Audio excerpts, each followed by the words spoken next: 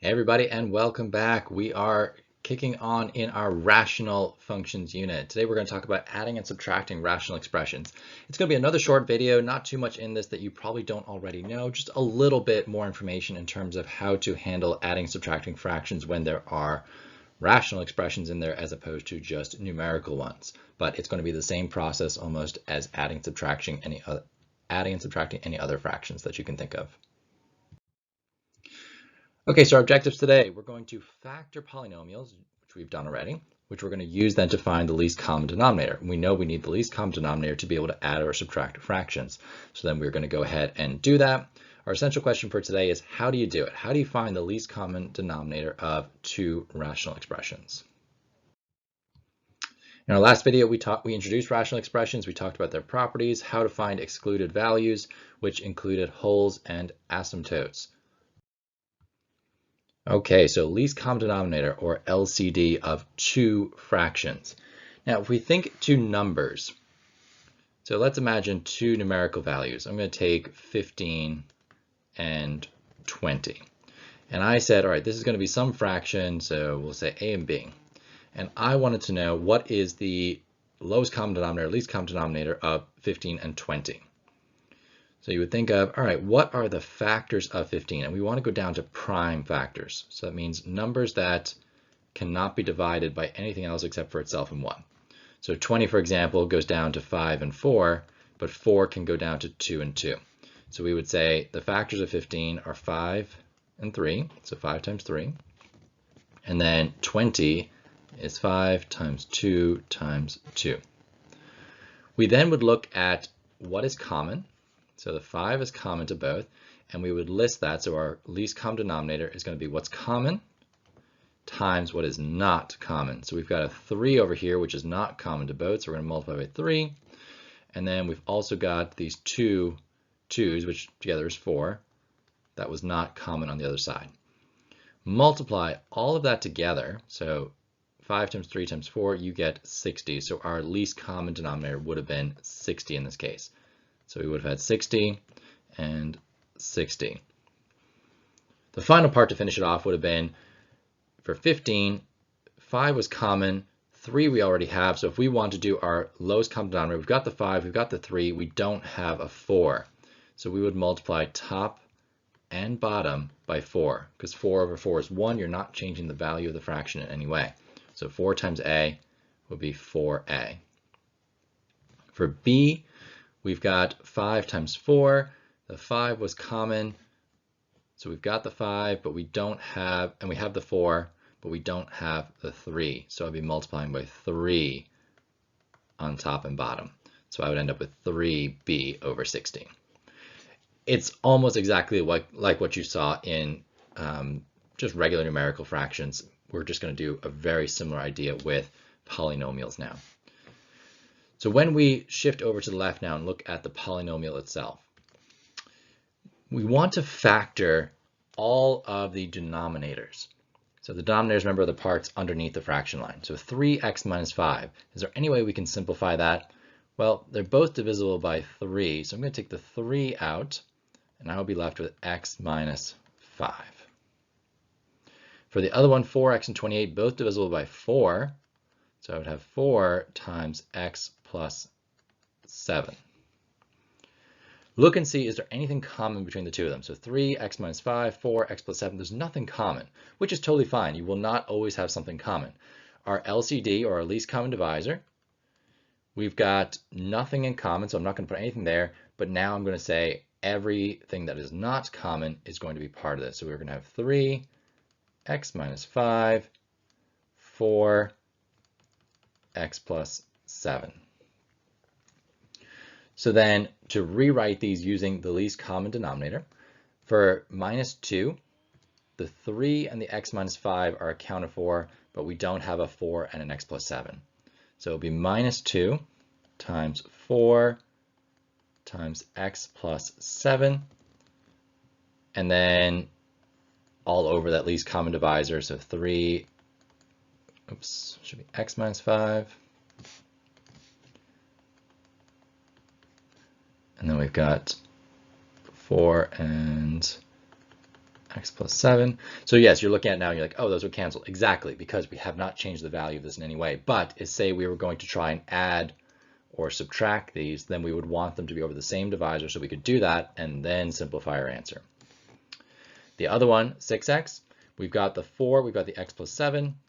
We need the 3 and the x minus 5. So we would have 6x times 3 times x minus 5, and then all over that common divisor.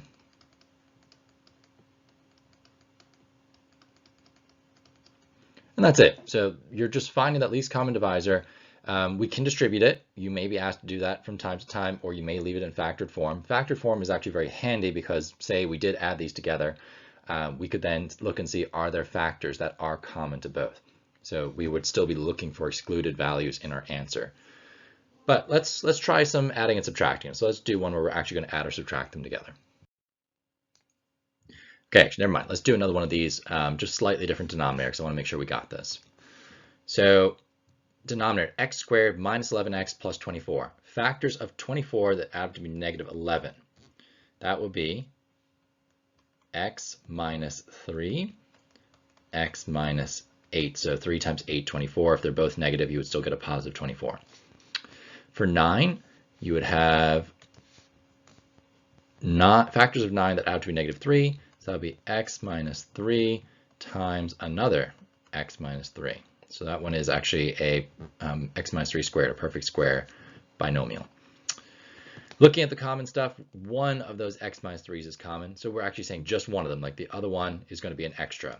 So our LCD would be x minus 3 as the common part. And then we've got an x minus 8 and another x minus 3. So that extra one and extra one come down to make our least common divisor. So then you would rewrite both of them. For minus 14, you've got the one x minus 3 and an x minus 8. You need another x minus 3. So it'll be minus 14 times x minus 3. And then for 9, you've got two of the x minus 3's, but you don't have the x minus 8. And then they are both over that least common divisor. So x minus 3, we've got two of those, and x minus 8. X minus 3 squared, x minus 8. So it doesn't really matter whether you put it squared or you write it out twice. You just want to know that the factor is there twice. So whichever one you want to do. And then if we were adding, subtracting, we would go ahead and do that now. All right, you take a shot at a couple of these.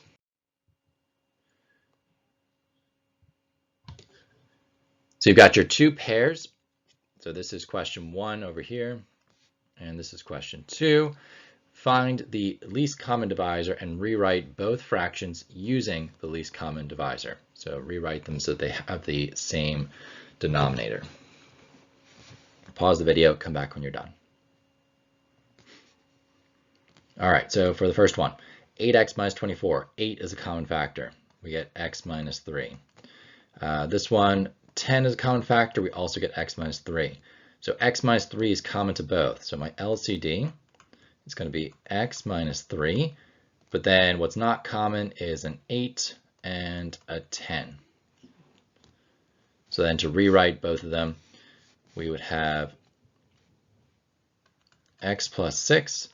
The piece that we're missing, we got the 8, we got the x minus 3, we need the 10.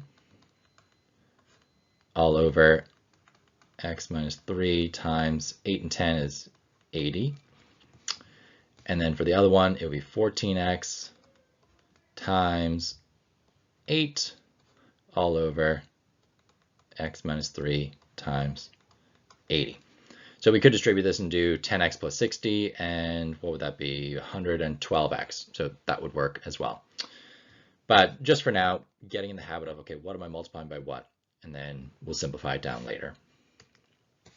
For the second one, 15x and 60. So 15 being my thing that I can factor out, the greatest common factor.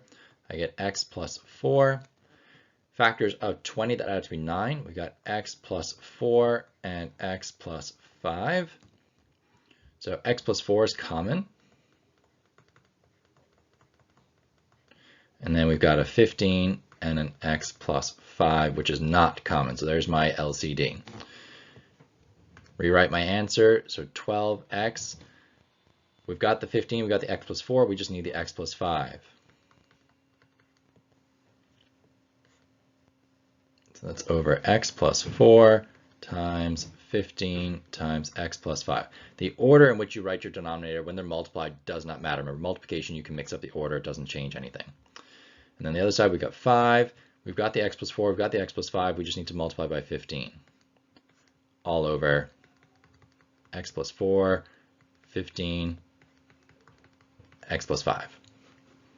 So that would be 12x squared plus 60x and 75 if we were to simplify it out. How'd you do? All right, let's take a look at some addition and subtraction. So what we're going to do here is we're going to get that common denominator again and then add the two together. That's very straightforward, very simple. Let's just get started. So the factored version of x squared is x times x. So we got an x times another x. That's as simple as we can go. For the other term, x squared times x, greatest common factor is x, and then we're left with an x plus 1. So when we think about what is common between the two of them, there is a single x in both, but there's nothing else. So in terms of our LCD, the common item is x, the uncommon items are another x and an x plus 1. So we've got common is the first x and then uncommon is the other two. So looking at what needs to happen to both of my terms. For the first one, we're going to have x times x, so we're just missing that x plus 1. So we're going to have to do x plus 1 times that first term. For the second one, we've got an x and an x plus 1. We're going to have to multiply by another x to make that happen. So let's get started. We've got x plus 1 times x squared plus 4x plus 2. So distributive property, x times x squared is x cubed.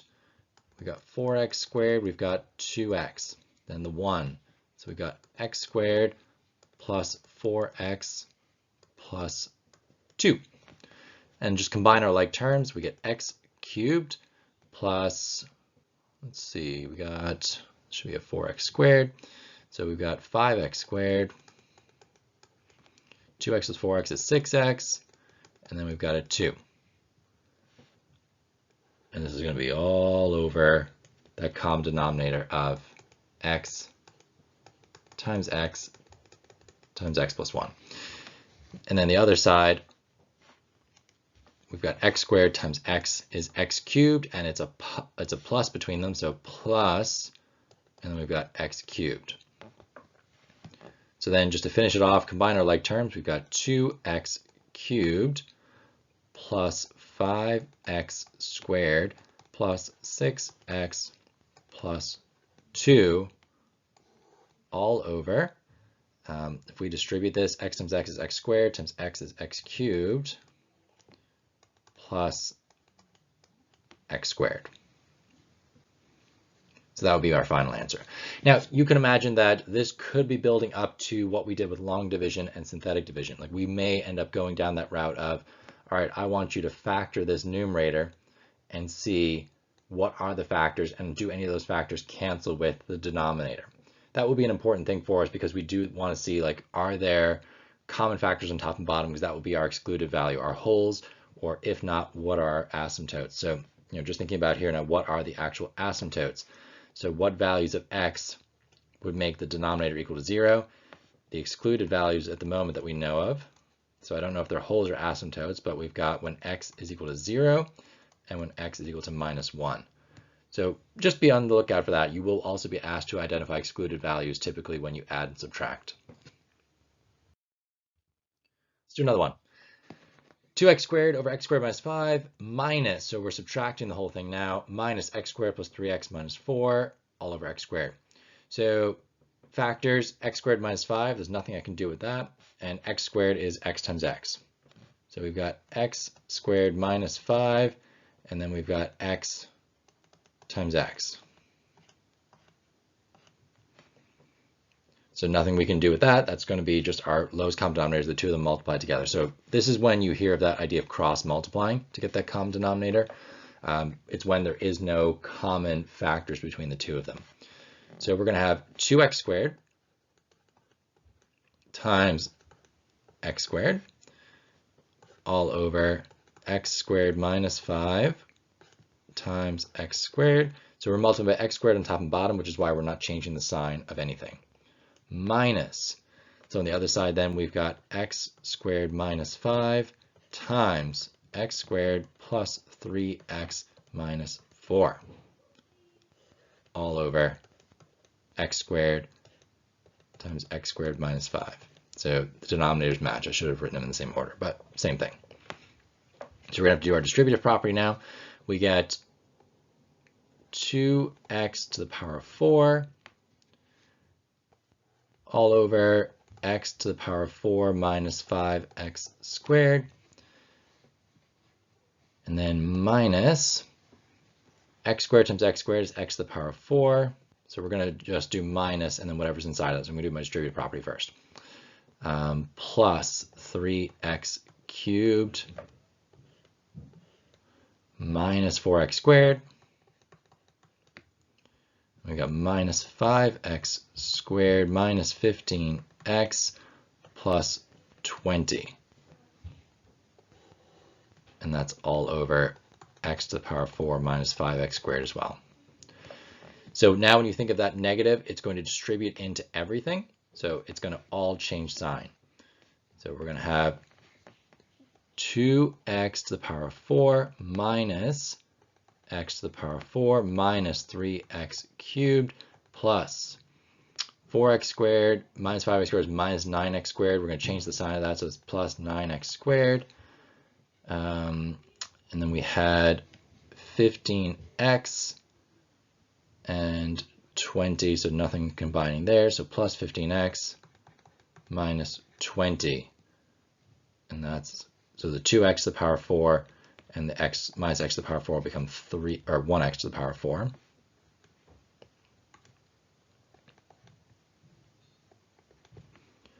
And this is all over x to the power of 4 minus 5x squared.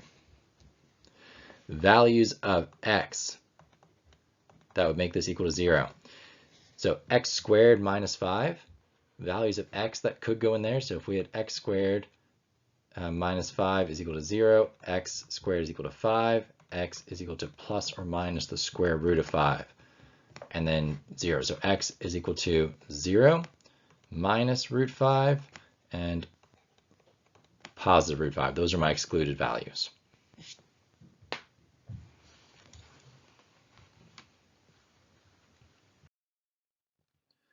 All right, take a shot at it. You got 2 examples. Pause the video, come back when you are done and see how you did. So one is addition, one is subtraction. All right, let's see. First one, 1 plus x and x, they're already factored down as far as they can go. So our LCD is going to be 1 plus x times x. So let's do this. 1, so we're going to multiply that by x, and then 1 minus x, we're going to multiply by 1 plus x to get it all to be the same. So that'll leave us with 1x plus 1 plus x minus x squared. And then our denominator is x squared plus x. So x times x, x squared, and 1x. Simplified down. We've got 1x plus x minus x cancels. We've got minus x squared, so it's going to be minus x squared plus x plus 1 all over x squared plus x. And excluded values would be x equals minus 1. So I'm looking up here now. So if x was minus 1, it would cancel out. And if x was 0, it would also, the denominator would be 0.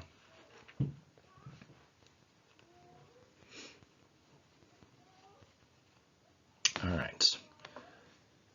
So the second one, we've got 2 plus x and x. Again, no common denominators. So we're going to have 2 plus x and x, very similar to the last one actually. So we get 1x and then minus, so 2 times 2 is 4, plus 2x minus 2x minus x squared. And this is all over x squared plus 2x, because we just said we were going to combine the two of those. There was nothing in common. So that'll be minus 4 minus 2x plus 2x. So they're going to cancel out, and then plus x squared. So we get x squared plus x minus 4 all over x squared plus 2x. Okay, so then excluded values. We've got 2 plus x times x is my LCD. So excluded values will be when x is 0 and x is minus 2.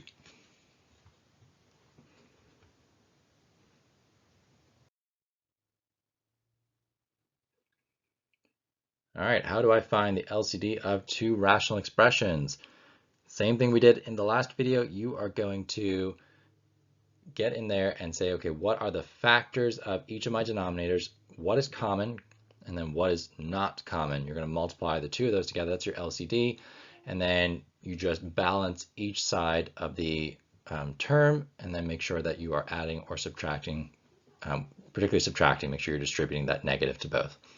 All right, so after today, complete the folder, adding and subtracting rational expressions. You've got textbook work and you've got Khan Academy options as well. As always, I do recommend the Khan Academy options just to make sure you're getting feedback straight away on whether you're doing it correctly or not. If you have questions, office hours are a great place to come. See you soon.